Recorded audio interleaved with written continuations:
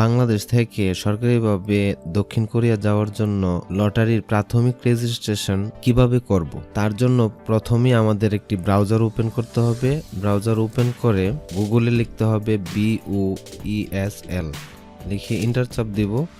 তারপর যে উপরে এখানে এসে পড়ছে তাদের ওয়েবসাইটটি, তারপরে এটা আমি ক্লিক করে দিলাম। তারপর ওয়েবসাইটটি আসার পর এখান থেকে যে নিচে EPS টপিক রেজিস্ট্রেশন এটাতে ক্লিক করব। তারপর এখানে ক্লিক হেয়ার এটাতে ক্লিক করব। একটু আসবে, অপেক্ষা করতে হবে, প্রসেসিং হচ্ছে। তারপর এরকম একটি পেজ আসবে, এখানে আপনার পাসপোর্ট নাম্বার দিতে হবে। আপনার পাসপোর্ট নাম্বারটি দিয়ে দিবেন। তারপরে এখানে ক্যাপচারটি লিখে দিতে হবে। তারপরে এখানে সাবমিটে ক্লিক করে দিবেন। তারপর এরকম একটি পেজ আসবে সাবমিট দেওয়ার পর।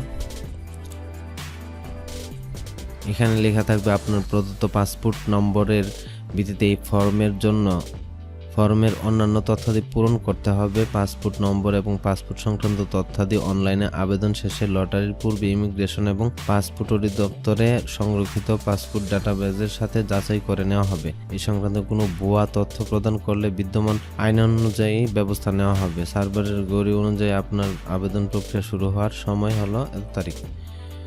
ওকে দিয়ে দিলেন। তারপর আপনার এখানে পাসপোর্ট নেম দিবেন, জেন্ডার থাকবে, অটোমেটিক নিয়ে নিবে।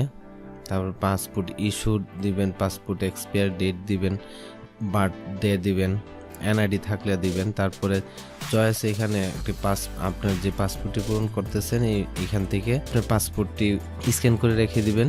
রেখে দিয়ে পাসপোর্টটি এখানে সাবমিট করে দিতে হবে। সেই ক্ষেত্রে আমি বলে রাখি, এখানে পাসপোর্টে অবশ্যই সাইজ হতে হবে। এখানে লেখা আছে, এখানে উপরে মাউসটি রাখলেই এইটার পাসপোর্ট সাইজ দেখায়। এখানে 45 থেকে 60 কেবির মধ্যে আপনার পাসপোর্টের সাইজ হতে হবে। তার জন্য আপনার এখানে ফটোশপে যে এটা অবশ্যই রেজুলেশন কমায় দিবেন। তারপর আবার এখানে 100 দিয়ে দিলাম, বা 50 বা 72 যা দিতে পারেন, মানে যা দিয়ে আপনার কেবি কমে। তারপর এখানে সেভ এজে যখন দিবেন তখন এখান থেকে লো করে দিবেন।